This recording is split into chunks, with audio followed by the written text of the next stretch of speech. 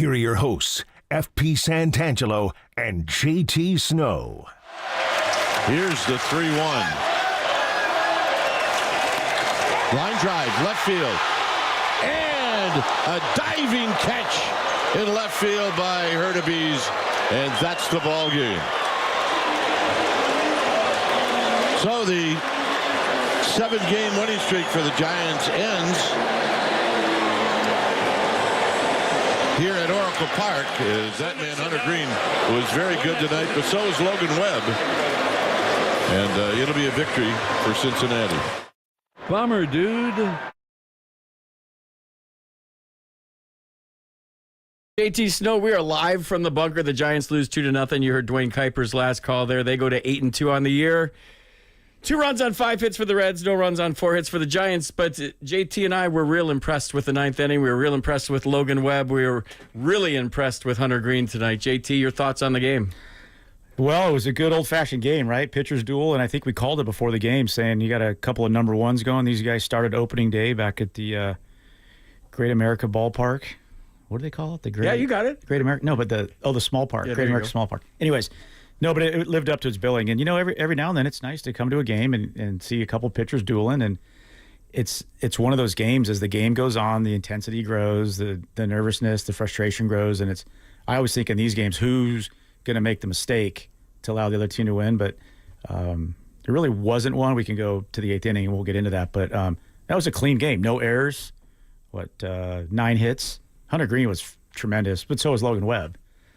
Logan Webb with his 8th career double-digit strikeout game. July 9th, 2023 against the Rockies was his last one. He went 7 shutout on 4 hits, 10 strikeouts, no walks. His dad was walking by the bunker just about 10 minutes ago and said he was under the weather before the game, had a little fever going. We went out there and kind of went Michael Jordan game. It was just, his stuff was moving all over the place. He was electric, 94, 95, the sweeper, the cutter, the 4-seam fastball up when he needed it. I mean, everything working for Logan Webb tonight. Yeah, he had total command. And the one thing that I was impressed with was that sweep you're talking about, just the tilt it had and the way it was obviously sweeping across the plate. But that's hard for a hitter when something starts at point A and ends up at point B and it's point C. And it gets to point C. you try to hit it at point B. No, he was dialed. You know, we got a little nugget from Pops walking by saying that he wasn't 100% tonight. Sometimes you just don't think about things when you're not 100%, and you're thinking about that more than your performance. But he was nails tonight. Hunter Green was nails tonight. He threw 104 pitches, 76 strikes, had 80-something pitches going to the 9th. Yeah, and that had complete game written all over it. He had one complete game in 2022. We're thinking, here's his second complete game. And then all of a sudden, out of nowhere, we saw some big league pro at-bats back to back to back. Yeah, and he had to go through, we'll get into it with the manager, Terry Francona. I loved it that he let him go. He came that far, and, man, you don't see that a lot in today's game. Let the guy go earn it and let him try and get a complete game. We were talking about how rare they are now. We're like, complete game shutouts are almost like no-hitters nowadays. Maybe more impressive. Yeah, maybe more impressive. And then, but the fact that he had to go through the top of the Giants lineup, they didn't get a lot of hits tonight, but you start off and you got to go through Wade and then Adames, and then what can you say about Jung Hoo Lee? Dude, I think we're watching a star be born right in front of our eyes, and that's a very Captain Obvious statement. But when you're watching the fan interaction, they had the Jung Hooligans up there, and they were showing them on TV all night. That whole section is going to grow, by the way. Yes. But the Jung Hoo Lee chant, it reminds me of Uribe back in the day at Candlestick Park, when one side would go ooh and the other side would go Uribe. But the Jung Hoo Lee chant, how he's playing, he crushed that baseball tonight in the 6th inning. I mean, I don't know what happened. I don't know if there was wind underneath the archways. Maybe you can talk about it because you played way more games at this ballpark than I did. But I felt like we both stood up in the booth when that was hit, and I thought that was an easy home run. Yeah, home run, at least maybe off the wall. I mean, that thing was loud. We were sitting up in the 3rd deck. There's a little bit of breeze. You and I always take notice of the flags here. And then at the end of the game, they were down. There wasn't much wind. But when he hit that ball, just the sound of it. But this is a guy that just continues to have good at-bats, and you expect it from him. He's going to make outs, going to strike out, but those are the kind of guys you like to watch play baseball. You know they're going to have a solid at-bat. They may take a wild swing. They may strike out, like I said, but they're going to have a good at-bat, and he had another good at-bat there in the 9th. And then Chappie with the professional at-bat, and then you can talk about Ramos's at-bat, but that might have been the most impressive one of the night with the game on the line. getting ahead 3-1 and just hitting an absolute laser to left field. You were in spring training, and there was a lot of emphasis on situational hitting. But one of the things they talked about a lot was passing the baton. Like if you're not going to get the pitch you want to hit, Right. you hunt your pitch. If you don't get it, let the guy behind you do it. And Jung-Hoo Lee got into a count, base hit, and then Chapman's. I'm sure if you ask Chappie, he's thinking about tying the game. Sure. But he didn't get his pitch, and he got walked. Yeah. So he passed it to Elliot Ramos. Right. Elliot Ramos was very patient. Yaz is on deck. That's how this thing goes. When everybody's hitting and everybody's contributing, and you're not pressing, and you've won 7 in a row, and you have that momentum and that kind of synergistic approach that everyone's in, and it's going to be a different guy every night. I don't think Elliot felt that pressure in that at bat just because they've been playing well. You're almost playing with house money right now. Right. So now I don't have to win it. When you're not hitting as a team and you're not winning as a team, you feel like I got to do this right now. Exactly. And you're not going to say it out loud, but you're going to think it. The guy on deck isn't doing it, Yeah. so I got to do it here. But when it's all kind of coming together like it has been, you didn't see any urgency in those at-bats. And maybe you've been on teams, I've been on teams where you're not playing well and you're not swinging it and he's not swinging it, where you feel like I'm going to do it right here and it gets into hero ball. I was real impressed with the maturity and the calmness of the at-bats in the 9th inning. The one thing I always look for with hitters in big situations is how they take a pitch. And if they take it balanced and they're not flinching, right? The front shoulder's not flinching, the hands aren't flinching, they're not getting long with their stride. And Chapman didn't do it, and Ramos didn't do it the first 4 pitches. They were taking pitches like they were tracking the ball, and they were seeing it, and there was no sense of urgency, like you said, to be the man. And Jung-Hoo comes up with 2 outs, and his job is just to get on base any way he can, and we're expecting good at-bats from him every time now. And so he gets the base hit, and then, Chapman knows he's got a guy behind him, pass the baton, and guarantee Ramos knows, and that's a big situation because you got a lefty on deck. So Jung-Hoo's a lefty, then you go Chappie and Ramos, 2 righties. They bring the righty in out of the bullpen, and you got Ramos is thinking he's going to come after me. He's going to attack me because he doesn't want to face the lefty on deck, right, to get the righty-lefty matchup. So he was patient, but back to my point, watch hitters in the way they take pitches. And if they take them on balance and they're not offering and they're not jumping, they're locked in. And that's all you can do in baseball. What Ramos did, he got ahead in the count. He got to a 3-1 count. And we were talking up in the booth. You're looking one pitch, one place. We're like, do you take 3-1? And we're like, no way. Green light. He got his pitch, and that's what happens. He smoked it, and it was right at the left field. A nice play. We thought it might get down, but it was loud too. If you're Bob Melvin, you just wanted Chapman up there as the tying run, and then you got the bonus with Right. Elliot Ramos up there as the potential game-winning run. And we were all thinking good thoughts, and I think everybody in the ballpark was thinking good thoughts because of the way this team has been playing lately. And I have to give a shout out to the fans. This weekend, this ballpark had an energy like I haven't seen since I've been back. It was electric on opening day for obvious reasons, but this team's playing well. They come off a 6-1 road trip or 5-1 road trip, and they get back to the ballpark. And opening day kind of takes care of itself, right, with the pageantry. And then you get to Saturday night, and Saturday night this place was buzzing. Literally and figuratively buzzing Saturday night. And then yesterday, same thing. But here, I want to say something. I want to give everybody a shout out tonight. Because generally speaking, the Monday, Tuesday, Wednesday night crowds are a little more candlesticky, a little more hardcore into it crowds because it's night, it's cold. Kids are in school the next day. Parents are at home. This is a lot of... Tonight was intense. Yeah. They brought it, and they brought it in the 9th inning big time, and the Jung-Hoo Lee chants all night long. Like we're seeing, it's just got a different feel this season. We talk about vibe and the team, but the energy in the ballpark to me, and maybe it's the chicken, the egg, I don't know what it is, but I got to give Giants fans they're great. a lot of credit early in the season for bringing the energy for 9 innings. And tonight it seemed like even up a notch from before. Yeah, it was loud. And the Giants fans have always been great fans, and they're into the game. They know the situations. But when Jung-Hoo Lee comes up, we were talking about that, the 3 syllables, and they're flashing it on the board, right? Jung-Hoo Lee. Fans get going. It's catchy, man. Yeah, the hooligans up there or with the fire hat. The Jung-Hoo hooligans. Yeah, the Jung hooligans with the heat miser hats on tonight. But fantastic effort by you guys. And we were talking about players feed off that. They feed off the fans. They feed off the energy. It gets the adrenaline going. And I know the Giants didn't win tonight, but the only thing you want to do in a close game like that is, like we said, you want to get the tying run up to the plate. They did that. They got the winning run up to the plate, and Ramos, they did that, and it didn't work out tonight. But you keep having those good at-bats, like we said, passing the baton.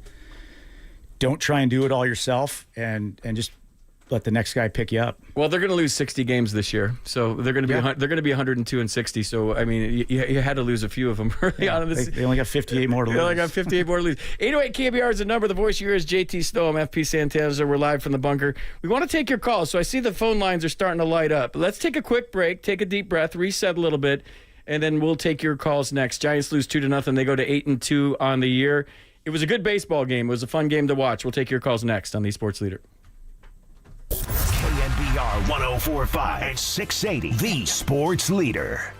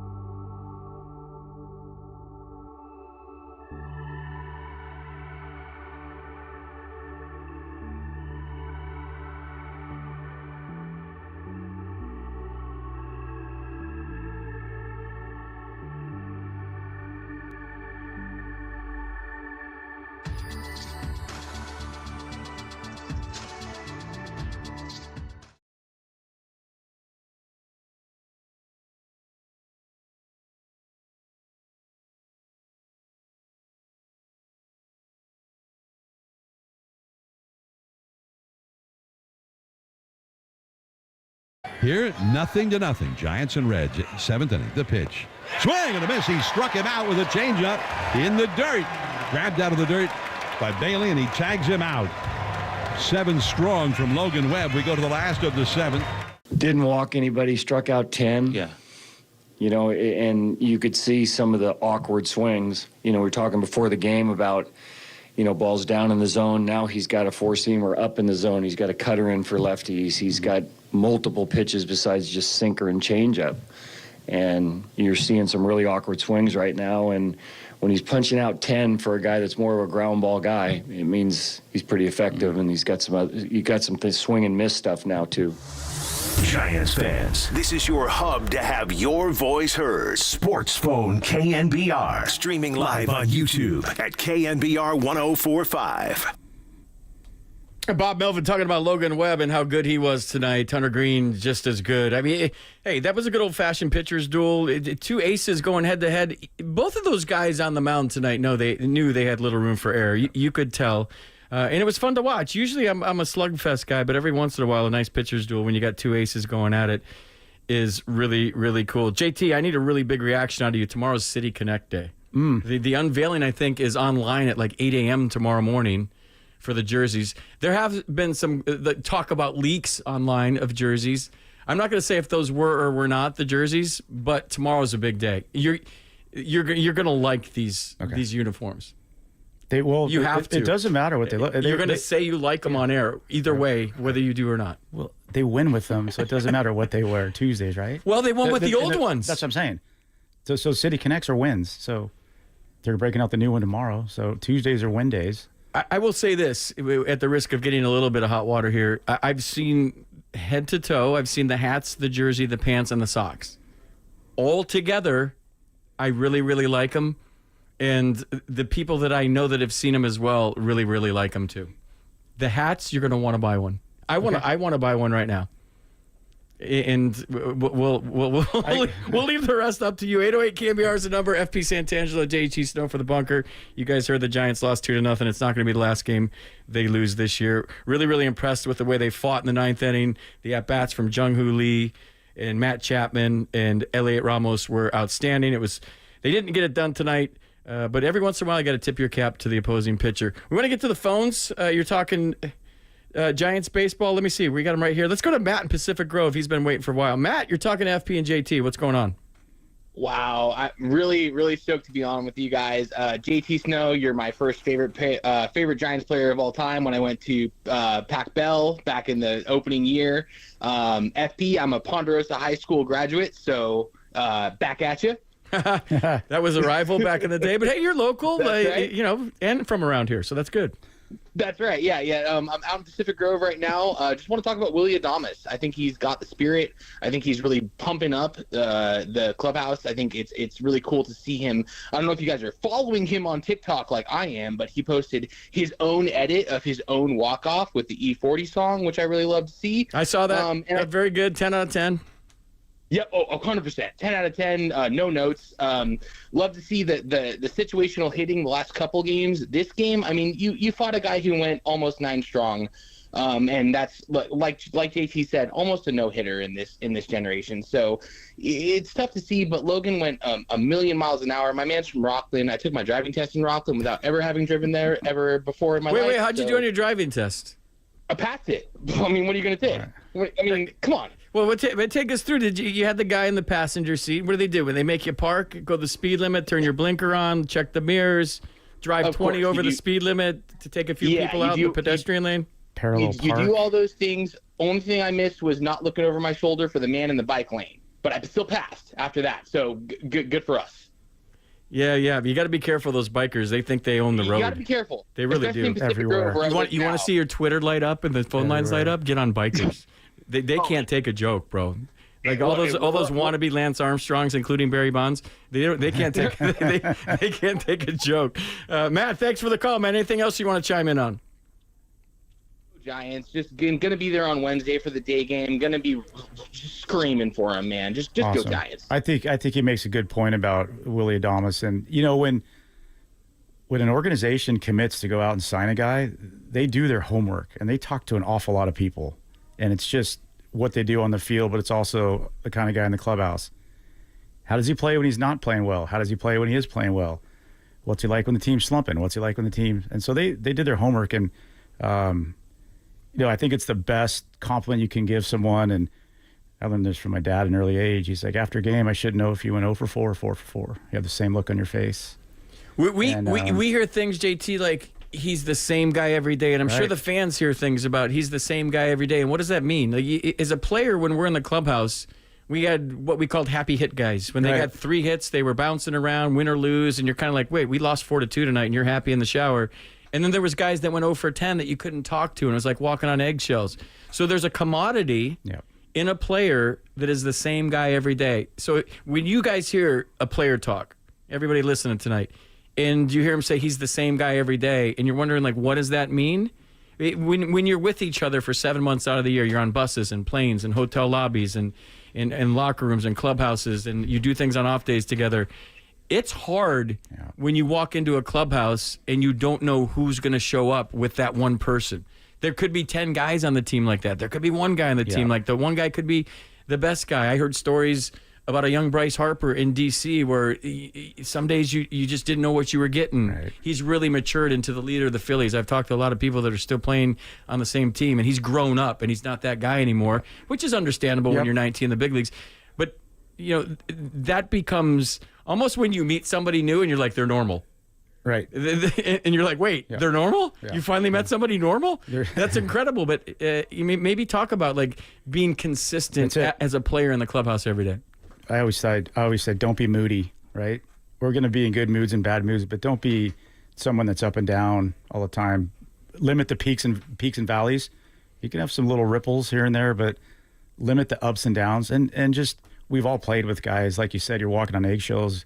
They might walk by you one day, not say a word. They're a happy hit guy. I got 3 hits tonight, but we lost.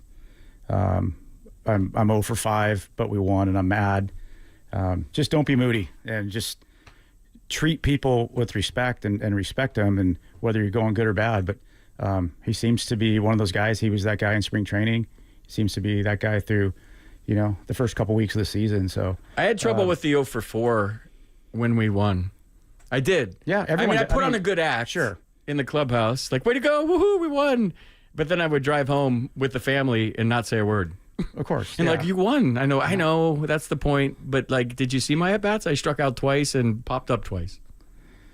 It's such a hard game. We talked about it last time. Baseball's the hardest game there is because it's a personal, there's nowhere to hide. We can't call a play for you. We can't get you hot. We can't, we can't set a pick and roll for you. We can't do an alley-oop. You got to go do it yourself. So we all do it. You go for 4, 0 for 5. You're happy you won. You're driving home, and you're replaying every at bat in your mind. You can't sleep that night. When you wake up the next day, you got to forget about it and go back to be. It's like the old saying. We played on teams where you go out to dinner and there's one cab, but 20 guys squeezed into one cab. I know it's impossible, and then you play on other teams where there's 20 cabs. It's Uber now. Uber, cabs. Back when we played. When we played, we walked everywhere in the snow, uphill. But no, that's just, we talked about that long and hard about this team, the chemistry and the vibe, and it's good. And you know what? Tonight it was people have to realize too that, and I started to learn this as a hitter. A pitcher has a job to do as well, right? He's not just going to be going out there. You're not going to light the pitcher up every time. These guys have a job to do. Their job is to get you out. And when you got 2 number ones going at it, you always see it opening day, like we saw back in Cincinnati. But it's very rare they stack up the rest of the season. But we got a good one tonight. And I always go back to Ken Griffey Jr. had the best line, talking to him, and I asked him, how do you approach the number 1s and number 2s? And he's like, I'll take a 1 for 4. I'll take a 1 for 3 with a walk. I'll take an 0 for 2 with a sac fly and a walk. Limit. Just, you're probably not going to have great nights all the time off the top starters or 1 and 2 guys. You're very rare going to go 3 for 4, 4 for 4. You got to do your damage off the 4 and 5 guy. And when the bullpen comes in, the guys are in the bullpen for a reason. They were all probably starters at one point in their career, high school, college, minor leagues, and now they're specialists. So, pitcher's got a job to do, and the guys tonight, it was fun to watch. It's nothing wrong with a good old pitcher's duel. Pitchers drive fancy cars too. This one used to piss me off all the time. when you come out of the locker room and you see your family and your significant other is very happy and they're happy to see you, but they didn't pay attention to the game, and you might have had a really rough game, and they're like, "Hi," and you're like, "Did you watch the game? Yeah. I suck tonight." Never said that. Let's go to Josh in Florida. Josh calling all the way from Florida. You're on KNBR with JT and FP. What's going on, Josh? Hey, it's an honor to talk to FP and JT. I just wanted to say Green had a good thing against the Giants the first time he faced off on them, so he mastered it this time, and you can't blame anyone. The Giants lineup came alive in the ninth inning when Green was out of the game. They did what they could, but they win the next two games, it's fine. And after you make some comments, I wanted to talk to JT Snow about his the 2000 season. Josh, real quick, I think Terry Francona went longer with Green tonight because he took him out on opening day and the Giants got to their bullpen. And maybe like thinking about it longer in the next time he's out there against the same team. He was just in total command. That was one of the better games I've seen pitched in a long time on both sides. Logan was great. Hunter Green was great. But Hunter Green was throwing 99 all game. Yeah. I think in the ninth inning, he was still throwing 98 miles an hour. He had 85 pitches going into the ninth inning. And plus, the Reds, the last 2 games, haven't scored. They lost 1-0. Last 2 or 3 games. So you got to go with your stud. All right, so, Josh, ask JT a question about himself. 2000 season. He gets really nervous talking about it. I want how you felt, how the Giants looked up and saw they walked into AT&T. It's a new stadium. Jeff Kent went on a roll and won the MVP. Then 2 years later, you guys went to the World Series. How did you take that in? Josh, thanks for the call, man. I appreciate it. No, it was fun. We talked about it last time, moving into the new ballpark, and it was a different atmosphere. We were used to Candlestick, where there's 15,000 rowdy fans, and they were loud. And we came here, and people were just not really sure how to act. And a lot of people coming from downtown, dressed in work gear, and you had tech bro nerds in the crowd. We did. We had people eating sushi and drinking wine, and we got swept by the Dodgers. I think we lost the first 5 games or 6 in a row, and then we just came together. Baseball's such a long season. End up winning the division. Then 2002, we make it as a wild card team. So you never know, and you got to have guys have good years, and you want a couple guys to have career years. Jeff Kent was MVP in 2000, and I got to hit behind him and Barry the whole year, and I just picked up their scraps, whatever they didn't drive in. It's like or whatever going out with Tom Brady when he singled. Yeah, exactly. You're just a wingman, and so yeah, there's been a lot of success in. I think it was Pac Bell back then. Did you say it was Pac Bell? Then it was AT&T. Then it was Oracle. Oh, yeah. Then it's going to be JT Snow Park. Yeah. That's the next one. No, Let's go to Don in San Francisco. Don, you're talking to JT and FP, and we need you to talk a lot because we got a long ways to go. Hey, FP, you remember me for 2 years ago? You were the guy that was hyperventilating, Don, when the Giants had lost remember we did breathing together on there? I was sitting in this very bunker, and you were just freaking out because the Giants were playing so. Raph, see if we can find that somewhere in the studio. Raph's back at the mothership at KNBR on Battery Street if you want to go see him. Yeah, I remember, Don. How you doing? You're probably breathing a little bit easier with this team this year, right?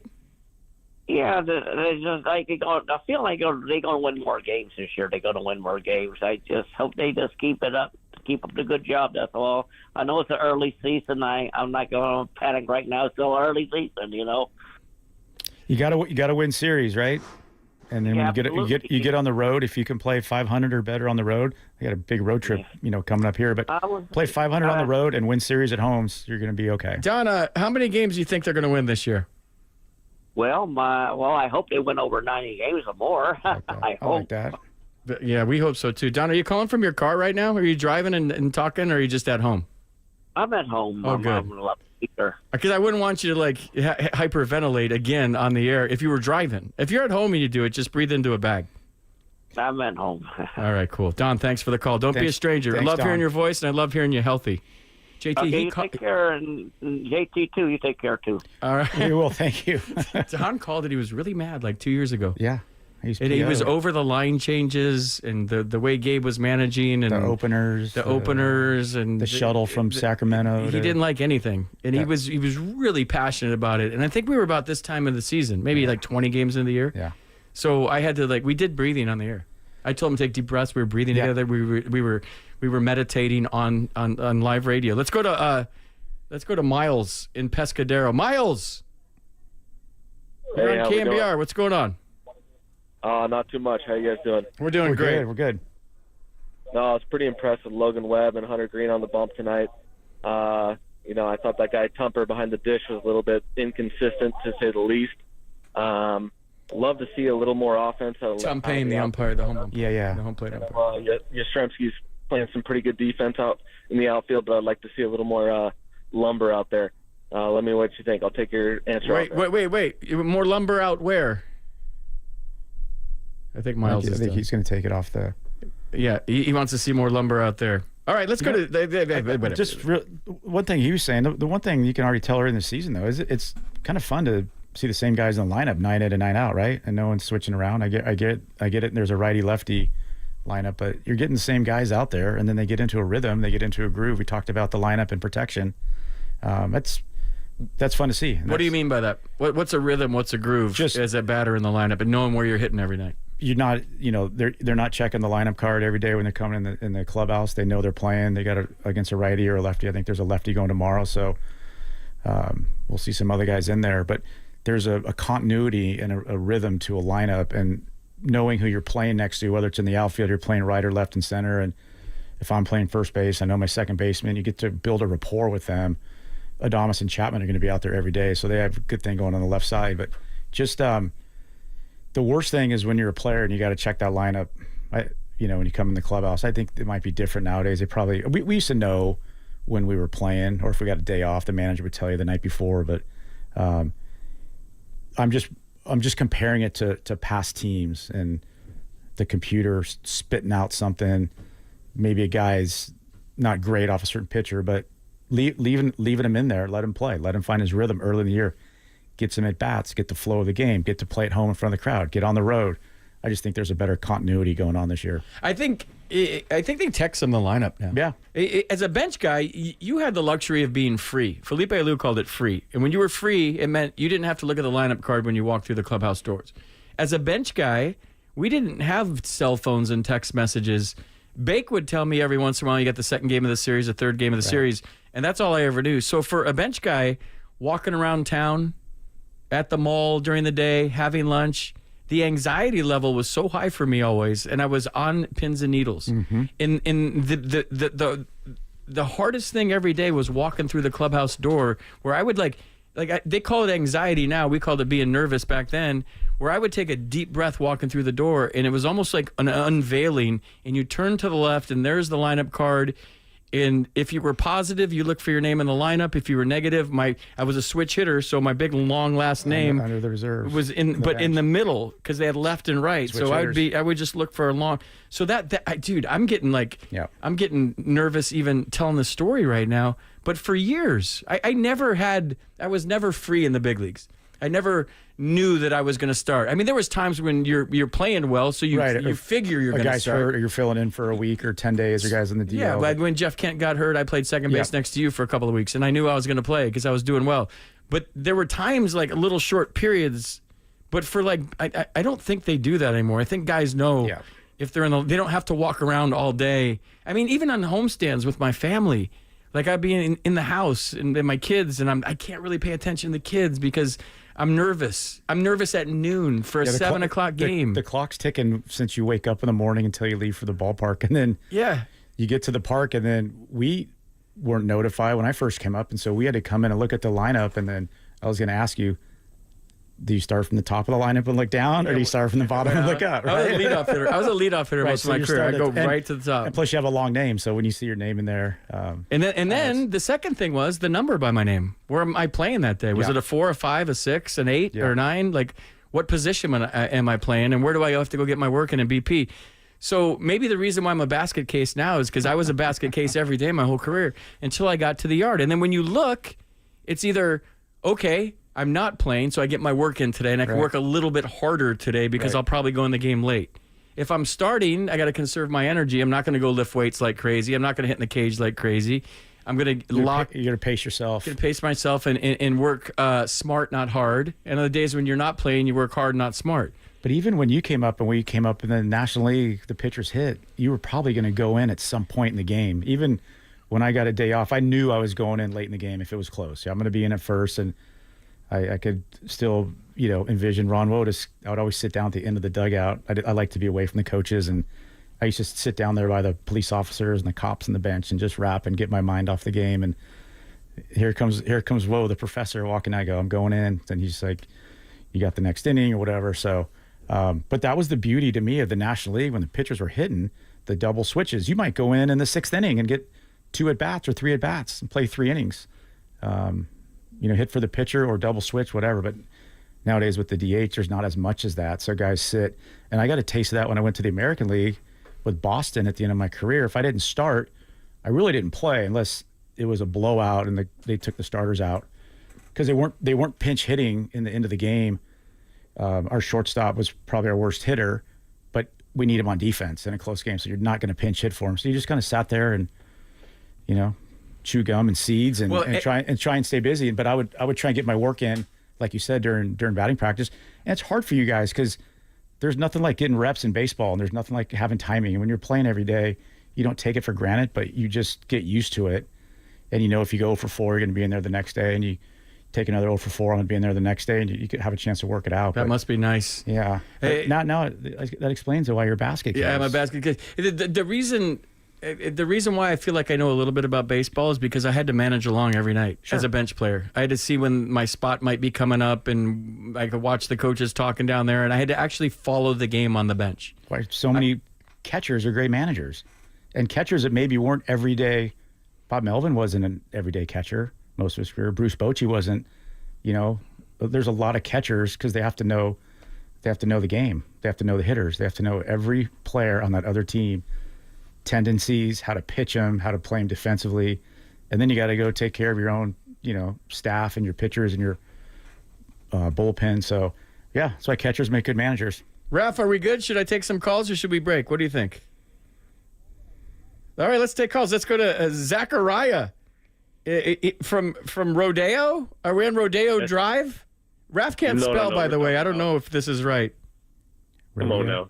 Rodeo is in between Richmond and Vallejo, closer to Richmond with a car closer to Vallejo. So, off 101. JT, thank you for taking my call. As a fan that was born in that good old Candlestick energy, I'm gonna say this as civil as possible. I love the hot start. I know it's only April, but if you burn enough fries at McDonald's, they keep you from around the Happy Meals. Please send Blowball to Fresno. That is all. Thank you. No, we were going to talk about that. And we have to address that. And thanks for getting us on it, Zach. Good call. There's been a lot of people too, like, easy. It's April. Settle down. Wins in April are just as important as wins in August and September. They all count. I'd rather get off to a good start than get behind the 8 ball on a slow start, and then you're battling uphill every year, the whole season. Every game becomes huge. So you get off to a good start. You can, not that you relax, but it's just a little more comforting. It is. And Zach is saying that Camilo should be sent down, and he went a third of an inning tonight, gave up 2 runs. He walked the leadoff guy, then hit the next guy. He threw 11 pitches, 3 were strikes tonight. I got a lot of text messages from friends that they're over Camilo Doval. Mm-hmm. And I'm going to say this, and you can talk about Camilo as soon as I'm done. I think if you send him down now, you lose him the rest of the year. I think the Giants need Camilo Doval. Now, it's not my decision, way above my pay grade.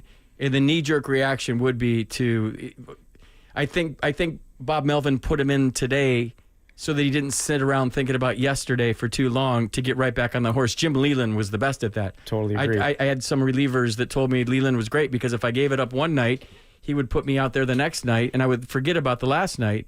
And I think, per Buster Posey and what he said in the offseason about Camilo, and if the Giants are going to win, they need this guy. Yep. Is he frustrating to watch? Yes. Is his demeanor and body language maybe look like he doesn't want to be here at times? Yes. But I don't think it's that. I just think he's chill. Mm-hmm. And that same body language when he's dealing is perceived as tranquilo Camilo. Right. But when he's not playing well, it's perceived as he doesn't care. Right. I'm not going to sit here and defend the guy because this is big boy baseball. This isn't a tri-league, it's a do league. And when the manager calls your name and you get on the mound, you got to get S done. It's that simple. Yep. He didn't get it done yesterday, and it was hard to watch. The attention to detail with the runners that you and I have both talked about is still not there. Tonight, he tried to slide step to prevent, I think it was Steer from stealing second base in a 0-0 game, and he was just yanking the ball all over the place. I think you stick with him longer. I'm probably in the minority. Everybody's out there in their car saying, no, send him down, get rid of him. JT, your thoughts on Camilo Doval? I think that I agree with you 100% that Bomel wanted to get him back in the game because a short turnaround, a short memory is oftentimes the best thing for a player, get him back out there. I also think, as we talked about, it was kind of the perfect storm where they were in the lineup. They had, 7, 8, 9 coming up. The Reds had 6 hitters in this lineup hitting under 200. They're in the 100s. So the managers are looking an inning or 2 innings ahead, and he sees the spot to bring him in. It's going to be the bottom of the order where typically your worst hitters are. Let's get him right back on the horse, and let's see how he does. And he didn't come through tonight, and he didn't perform. It's hard to walk the leadoff guy. That's a tough call, and I don't know the makeup of him. I saw him pitch when he was coming up in Sacramento, and he was lights out. And when he was here, the All-Star years, he's been lights out. You might lose him, like you said, if you send him down. He went down last year and got his stuff together and came back. I don't know. I'd like to see another left-hander in the bullpen for the Giants, but yeah, that's something that they're talking about right now, and he probably won't get an opportunity here for who knows how long if he's on the roster or on this team for the next however many days. So it's a tough one. I thought the situation when they brought him in, I thought it was going to be perfect, and I thought, get through the bottom of the order, get out of the inning, keep the game. That's a confidence builder. It didn't work out. This is my take, and I could be way off, and it wouldn't be the first time I'm wrong. I don't think there's ever been a pitcher on any team in Major League Baseball that has been more affected by the pitch clock than Camilo Doval. I think it's gotten in his head. I think at times he feels like he has to rush when, in essence, he's not. But on his time and his pace before the clock, he was as good as it got. And then all of a sudden, the pitch clock becomes a thing. Right. And now I'm talking to you about the pitch clock. And while we're seeing him get to 2 and 1 and there's violations, in his mind, in his pace, and the way he's done it his whole life, he feels probably like he's rushing. Yeah. And hey, hang with him. Everybody's got to do it now. It's part of the game. Everybody else has made an adjustment. But my stupid theory is I think he's been affected by that clock more than any pitcher in baseball. Yeah, and it's hard to tell a guy how to pitch because of your makeup. Some guys are slower workers. Some guys like to hold the ball. Some guys have a lower heart rate. Some guys are more amped up. So I think you're right on that one. And you know how it. Once you start looking at the clock, and then in your mind, I got to do this. I got to rush. I can't hold the ball as long. Can't step off maybe if I'm not right, you know what I'm saying? Because then it's a disengagement. So that's another thing that probably comes into the head. But I saw him in spring training, and Santiago Casilla was down there the week I was there working with them on the backfields, and they were talking, and he was in his hip pocket during the games in the bullpen. And he's solid. I mean, this guy, he's pretty tough. He's a tough-minded guy in those bullpens in the World Series years, and I thought that he rubbed off on him really well. But, it hasn't happened the last 2 outings. Yeah, I don't think you give up on him after. No, and he's got good stuff. I know everybody wants to, ship him off to Sacramento, but yeah, that's a tough call. It'll be interesting to see what happens.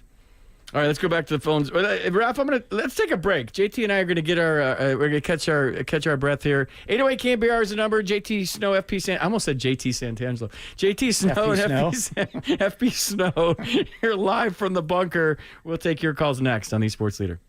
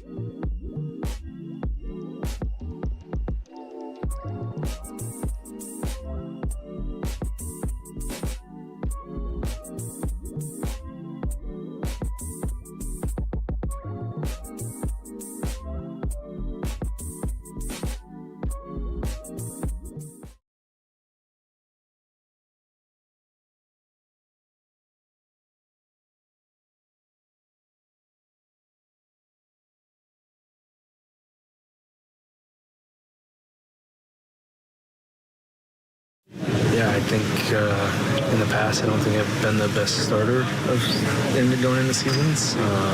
This year, just kind of wanted to change the narrative a little bit. And so I'm excited about how it started, but there's a long way to go. So, we're playing great baseball. Tonight sucked that we lost, but it's weird to say, but if there's any way to lose a game, it's like that, right? Like it's a guy going out there and pitching a hell of a game against us, and that's baseball. But we get to go out there tomorrow. And, we're super excited in here. It's only our second loss. I don't know, but like just guys patting each other on the back. And kind of, I've been in clubhouses when you lose, it's quiet and it's stuff like that, and guys are excited to get back out there tomorrow. And the nighttime is the right time for Sports Phone KNBR. Let's go on the sports leader, streaming live on YouTube at KNBR 1045. There's Logan Webb talking about the locker room, the clubhouse after tonight's game. Giants lose 2-0. They go to 8-2 on the year. You have games like that throughout the course of the season. The first time I ever saw anything like this, like when you lose in the big leagues, it's a quiet clubhouse.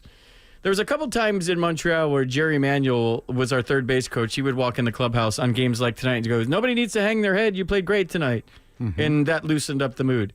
Jason Giambi was the first guy that ever did this. We would lose a game like tonight, and we go, "Why aren't we playing music? We did everything we could to win that game. You guys battled your ass off. We had some good at-bats in the ninth inning. Green was great." And he would say that real loud in the clubhouse, and he'd turn the music on. And it was the first time in the big leagues I ever heard music after losses. But what it did is it didn't turn one loss into two losses, into three losses, into five losses. It was just we flushed it quickly that way. And I thought it was brilliant by him because in this game, as you know, JT, you can only do so much, and you're going to lose your share. And I thought the way the Giants played tonight, that's just one of those things where you tip your cap. Yeah, I mean, it was a clean game, right? No errors, 2-0, 9 hits total, five for the Reds and 4 for the Giants. The offense will tell you we could have done better. We could have come through with some more hits, got some more guys on base, whatever. But, it's the old saying, the thing that stinks is when you lose a game that you could win, but you kicked the ball around, you got picked off, made base running mistakes. Those are the games that you sit and you're at your locker and you're pissed off about. The ones like tonight, you didn't do anything wrong. Sometimes you lose, sometimes you just get beat. And then the Giants just got beat tonight. They just got beat by a really good pitcher. And Hunter Green's a real deal. Yes, he might win a Cy Young, and he's definitely going to be an all-star if he keeps pitching like that. Did you watch White Lotus? A little spoiler alert here. JT and I are big White Lotus Season 3 fans. I thought Season 2 was the best season. Season 1 was good. Yeah. This season grew on me. I didn't like it at first. You just like Italy. I like Italy. I like Sicily. I tried to stay at that hotel, by the way. It's like $2,500 a night on the worst rooms. I think it goes up to like $10,000 a night because of the show, and it's booked out for a while. I think it's the Four Seasons Taormina or something like that. It's an old monastery that they converted into a hotel, and I wanted to go to Sicily and see it, but it was too expensive. But last night, the finale, and for those of you that haven't seen it, and if Glenn's listening, Glenn Kuiper, he hasn't seen it, so please, I hope he's not listening still. Yeah. Bob Melva, I talked to Bob in the dugout today, and somebody asked me if I was coming on tonight in front of him, and he goes, "Just so you know, I don't listen." I'd be like, "Skipper, I'd be mortified if you did listen. I'm glad you don't listen to these shows after the game." But I have one beef, and you could, Walter Goggins' character. This spoiler alert, so turn it off if you haven't seen episode 8. You go and you tried to kill the guy that owns the hotel. And you met his wife at the hotel, and you go to their house, and you just push him over, you try to kill him. And then you go back to the hotel like nothing happened. That you came from, that everybody knows you're staying at. Like, if you go to perform a hit and then you wuss out at the last second, which I thought was lame that he just pushed the guy over in the chair, that turned out to be his dad in the end. Yeah. But, like, why? I mean, this is the biggest plot. There's so many plots, like, holes in the plot. Why would you go back to the White Lotus and stay there, and then him and his girlfriend are happily ever after, and we all know what happens after that? But you got to get out of Bangkok. You got to get out of Thailand. You got to get on a boat and go home. Your witness relocation, whatever it is. But I'm just going to go back to the hotel and order room service after I tried to whack the owner of the hotel. This is so stupid. All right, just cruise around. It's good. We watched. Sunday night, always pumped for Sunday night, little TV. It started slow, and you texted me, and I was texting you, and like, it's slow, like, oh my God, what are we going to, and then it ramped up a little bit, up a little more, and then I'm just. But you're right, text your girl, tell her I'll meet you at home, get the next flight. Yeah.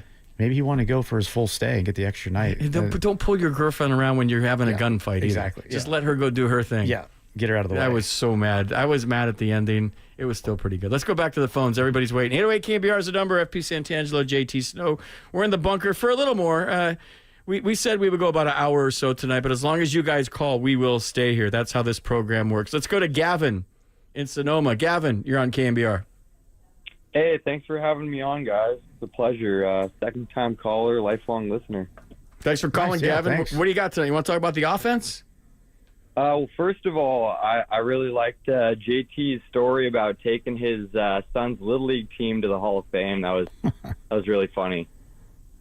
Yeah, it was great. Wait, you took your son's Little League team to what? Did you tell us on the air? I wasn't paying attention. I don't know. When did you tell that story? I don't remember, but he obviously. Did your son go to the Hall of Fame? Yeah, about the photo of you picking up Darren Baker being above the men's and women's restroom. Yeah. They have a Little League tournament in the summer in Cooperstown every year. Yeah. And so I took the team, and when I played in Columbus in AAA, our PR guy left that job and was running the Hall of Fame. Jeff Idelson, great guy. So I got a hold of him, gave us a little special tour.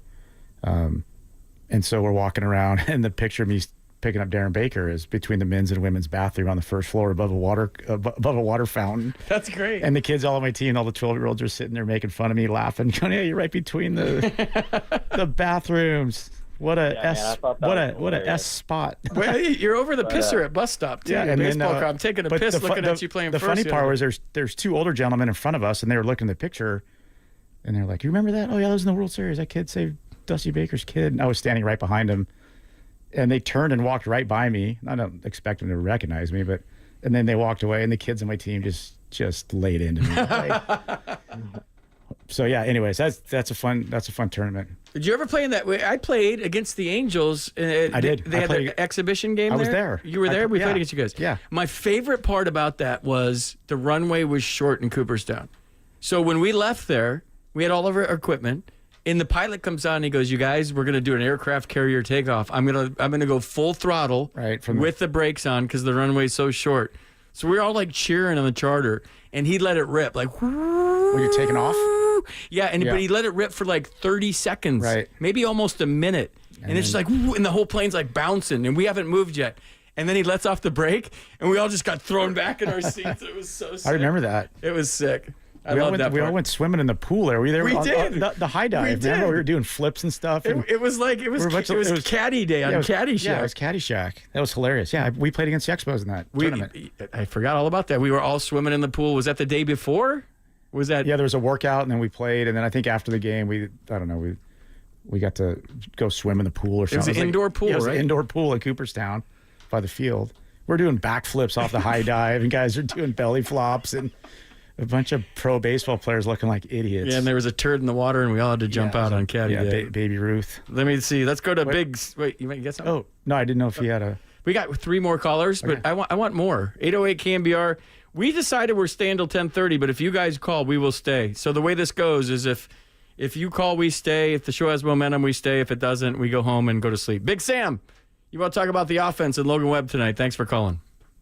Hey, what's up, my brother? What is going down, FP? Thanks for calling, buddy. It's nice to hear your voice. What'd you think of the game tonight? Hey, let me give a shout out to JT Snow when the song Downtown played in 2000 when he hit that home run. So a little homage to JT Snow. Appreciate it. Thank you. thank you for contributing and being part of FB's program. Wait, how's that going? You know what? You want to sing it? No, I Come don't on, remember sing. Downtown. Something. Yeah. Both sing it. Come on. Yeah. Sing it together. A duet. Who sings that? I don't know. It's like from the 60s. At 10:30 at night, I don't know. Maybe at 8 o'clock at night when you start your show. You guys talk. I'm gonna Google. Go ahead. What do you got, Big Sam? I'm happy with the 8-2 start. Rather be 8-2 than 2-8. But I think I'm listening, and I'm not even close to being, a hitter. Ever came close to MLB or even, other than a tryout here and there in college baseball. But you guys hit it on the head. Like sometimes you win a game. And then you go 0 for 4, 0 for 5, strikeout, pop up, ground out, and then you're like, when am I going to get that hit? Lamont Wade, a true testament to him that he was 0 for 18 and finally got his home run. In regards to tranquilo como Camilo siempre, I think he knows that one more mess up and he's going to get sent down. And if you lose him now, I'm in full agreement with both of you that he's done for the year. Now his confidence might be a little shot. Now I think he knows he messed up yesterday, and Logan Webb. Logan Webb reminds me of a guy that we once had named number 18.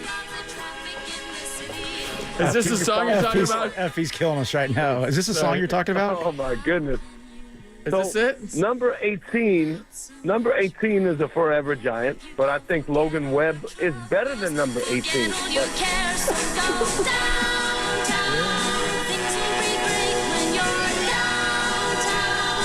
That's it. That's it. I think it's it. Is that it? How you find it? That's the dedication. How'd that sound? That was my phone against the microphone. Is that It's good. Raph, was that tremendous production from the bunker? That was good. Wait. He was saying number 18. Oh, Kaner? Yeah, that's Matt Cain. Yeah. Yeah, 18. So I'm a huge fan of number 62. I think he's never going to get 17, 18, 19 wins per year because this offense can never get him. And when I spoke to Rap, I said, look, if Big Webb gets 2-3 runs ahead, he's going to coast through the game. But this team can never score, and it was shown opening day. If we look at the last couple years, even with the 107 wins, this team always gave him one run or no runs to provide. And if you build equity to get equity, and that equity is going to stay and build even higher and build for grandchildren, sorry to use it, the metaphor, but in regards to pitching, if you don't give Logan Webb that equity, he's going to stay knowing that, I cannot make a mistake because my guys don't give me offense. Yeah, and the hard... That's my time. Yeah. I love listening to you, FP. I love that JT is chiming in and making a great show.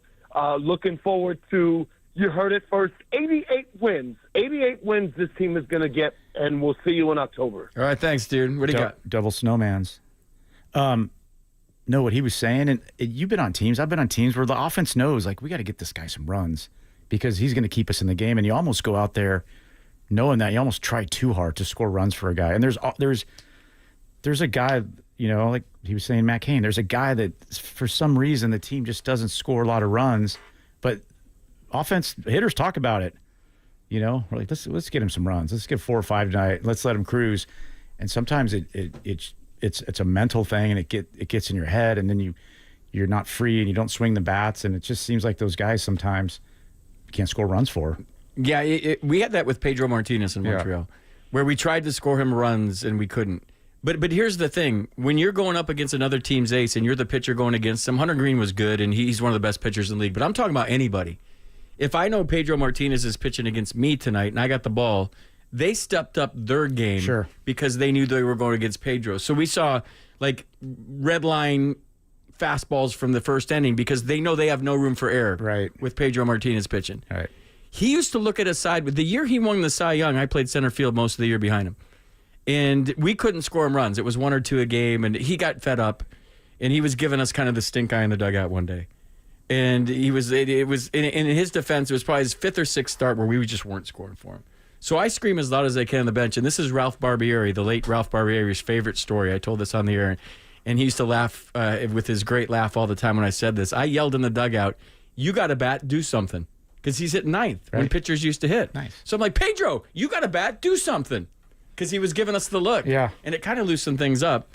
But to your theory, it's true. We tried too hard to score him runs. It happens. The other team's pitchers stepped up their game because it was Pedro, and Logan's in those same shoes. Logan's the ace of the staff. He got the big contract. He's going to be here forever, hopefully. And so with that comes responsibility. And he knows that.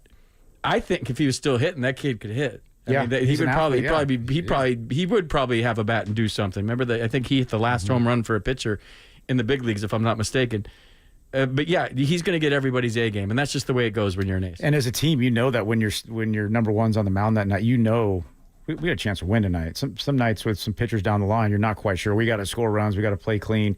When a guy like Logan Webb goes out there, this is win day. We're going to win. And then sometimes, like we were saying, you just a little too maybe just grip the bat a little too hard. You know, but. I don't know what tonight. You just tip your cap. Tip your cap to both guys. Both guys are great. It was fun to watch. Good call, Big Sam. I think they're going to win more than 88. Let's go to Trent in Santa Rosa. Trent, you want to talk about tonight's game? What's going on? Guys, how's it going? We're doing good, man. How are you? Good, man. JP and JT, it's good to hear from you guys. I didn't get to watch much of you guys growing up as I was kind of a little too young, but man, it's been nice to get to see you guys and hear you guys on the radio. I just want to talk to you guys about a few things. I don't know how long I'm going to be able to be on here for, but just one thing I wanted to say is something that concerns me as a fan is I feel like we kind of get these guys we know towards the middle of the year that we're not going to be able to hold on to. Someone like a Snell. And so I guess kind of my concern is like when we get guys like that, or when we kind of knew, I don't know. A lot of people were talking about they didn't think Snell would stay, stuff like that. What is your guys' concern or thought about something like, moving someone like that in the middle of the season or on All-Star break where it's like it's better to get something than getting nothing, you know what I mean? Or someone like Doval where, he was, kind of on the downward spiral, and it's like, if you can move them while they're worth something, but then it's like you hold on to them and now you're dead in the water. That's kind of just a thought. I don't know if Snell didn't want to stay here. I think there's a two-way street when you sign somebody. You got to want to sign them, and they got to want to sign with you. And if those things don't match up, you don't sign the person. I think for sure. I think the silence that you hear from the Giants on that whole thing speaks volumes about their desire to sign Blake Snell back. Yeah. Absolutely. Yeah, for sure. And when you talk about, excuse me, JT, when you talk about the continuity and the vibe in the clubhouse and the energy this team has, if they didn't feel like he fit into that, then you have to ask yourself as an organization, is the juice worth the squeeze? Right. Is he a guy that fits into what we're trying to do here? Because of his stuff and his Cy Young and how good he did in the second half and how he threw the no-hitter. And so if you listen closely, sometimes more is said in silence than in actual words. In that case. No, that's a great point. And as you go through the season will kind of dictate what may happen, right? If you're in it and you're around, when we were here, we were in it every year. We were close, and Sabes would go out and make a deal and get a Kenny Lofton or go get a Joe Carter, or go get a guy to help you out, maybe a fourth outfielder, maybe another pitcher or something. So the season will play out, and the season will dictate when it's time maybe to move a guy, when it's time to go get a guy. But yeah, I think what FP said about sometimes silence says everything. Silence is golden. I'll tell you this, Trent, and I'll leave you with this. No offense to anybody that was here before, but if you have a Willie Adames on your team and a Matt Chapman on your team and a Patrick Bailey on your team and a Logan Webb and a Justin Verlander and a Jung-Hoo Lee, and these guys talk more than ever. They text more than ever. They're all in fantasy football leagues together. And if they sign with the Giants and they were told they were going to be a starter and now they're a reliever, they told they were going to be a reliever and now they're an opener, they told they were going to be doing this and playing every day and they're getting pinch hit for, and these guys talk. And everybody talks about San Francisco, the cold weather, whatever's going on in the city for reasons why players don't want to play here. And I think in the past, the reason players don't want to play here because they don't want to be pinch hit for. They want to know their roles. So now all of a sudden, a guy like Buster Posey calls a free agent. And when Buster Posey talks to you, the respect that he has in baseball and the things that he's accomplished, and it's Buster freaking Posey calling you now, saying, hey, we got a good thing going. Now Willie Adames is texting his friends like, we got a good thing going. Matt Chapman's texting his friends. And this word spreads like wildfire that all of a sudden this is a place you want to play. And on top of that, if they win and they keep winning and they get to the playoffs, this thing's starting to turn right in front of our eyes. It's like a ship turning, right? A big ocean liner just doesn't whip a Yui. A big ocean liner takes a while to make a big right turn, right?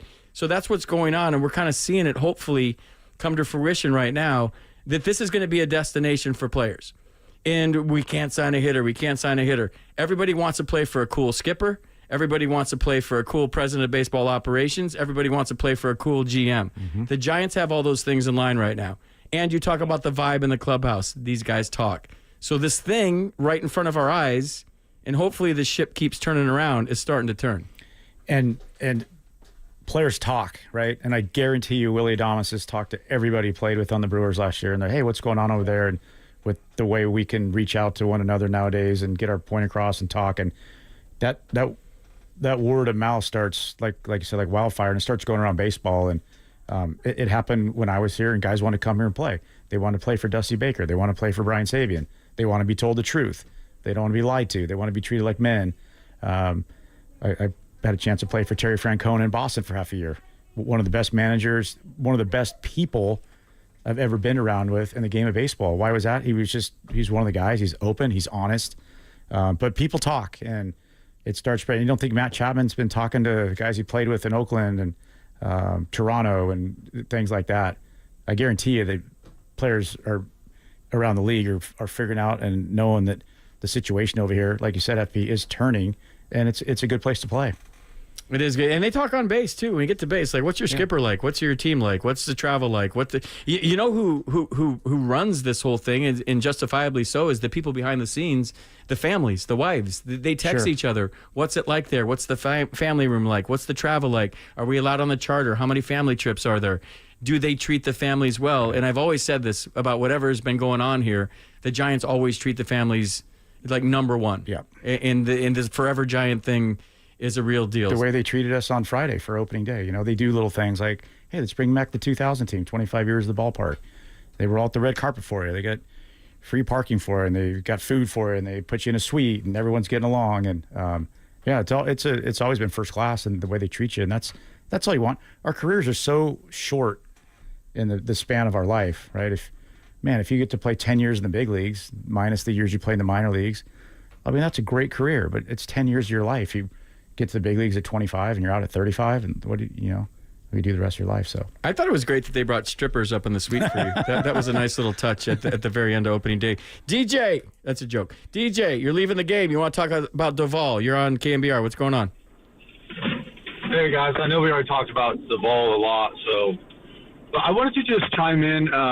I brought my three sons to the game tonight. They're 14, 12, and 10. It's a good show. And we just had a great time. I know the Giants lost, but we had an awesome time at the ballpark. I probably went to 100 games back in the day at the Stick with my dad, all through the 90s.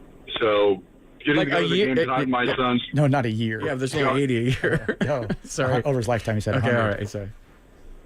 But, yeah, just brings back great memories listening to you guys. I mean, I can remember driving home from the game, my dad driving home and listening to KNBR. And so, anyway, it's interesting how life can be cyclical. And it's fun, right? You're there with your boys today, and in that ninth inning, I'm sure you guys are on your feet, and everyone's chanting for Jung Hoo, and you get a little rally going.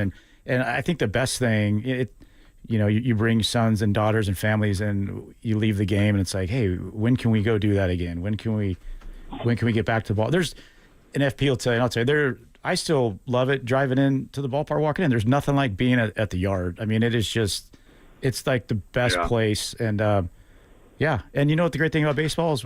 We got a game tomorrow, so we don't have to wait a week. Yeah. And it's such great, family time. I remember taking my son after I retired. The first game I took him back, he wanted to see Tim Lincecum pitch.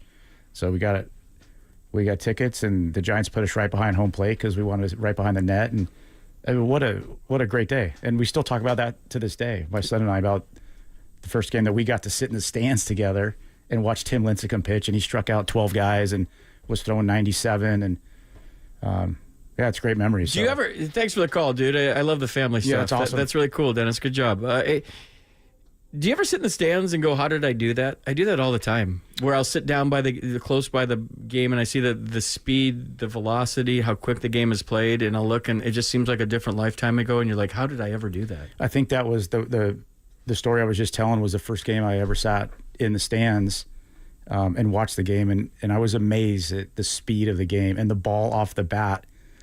And I was so worried about, and you played all over the place, so you had to be good at a lot of different positions. I just had to worry about my little corner over there at first base, right? The 15 feet to the right, left of me. And but I was amazed. And I was amazed sitting back at the velocity of the pitchers and the fastballs coming in, the pop of the glove. Because, you know, when we're not hitting, we're in the dugout and we get a side view of it. And when you're out in the field, you're worried about your job. But, man, baseball is a great game. I'm glad now that they put the nets up around and just let people just relax and watch the game. You don't have to be always on, and you can have a hot dog or you can have a beer and don't really have to pay attention all the time. And it's I was amazed. In any professional sport, you go to an NBA game, you go to an NFL game, the speed of the game is the TV doesn't do it any justice. Yeah, with the smartphones, people always looking down. Looking down, people are getting smoked. So I was against it at first, but I'm so glad they did. One more call, JT, then we're going to wrap up the show. Okay. Stevie G from San Francisco, you're on KNBR. Give us a good ending, Stevie G. Well, I am glad you guys are together. Good insight, good knowledge. Pat Clark was a downtown song. She had a lot of hits, but that was it. The law of averages is what takes place here. We swept Cincinnati. Don't be surprised if they win 2 here. It's just the law of averages that Hank Greenwald preached when he was doing the announcing. But I'm glad JT's on board. Willie McCovey, Will Clark, Orlando Cepeda, all great first basemen as JT was. And one day, Mike Ivey, Grand Slam, 60,000 people in Candlestick Park over the Dodgers. You hear that, you can get that on YouTube and hear Long Simmons call. It's amazing. But I'm glad you guys are on board, and I hope you guys are here for a long time. Thank you. Thanks a lot. I appreciate it. Yeah, we appreciate that. Yeah.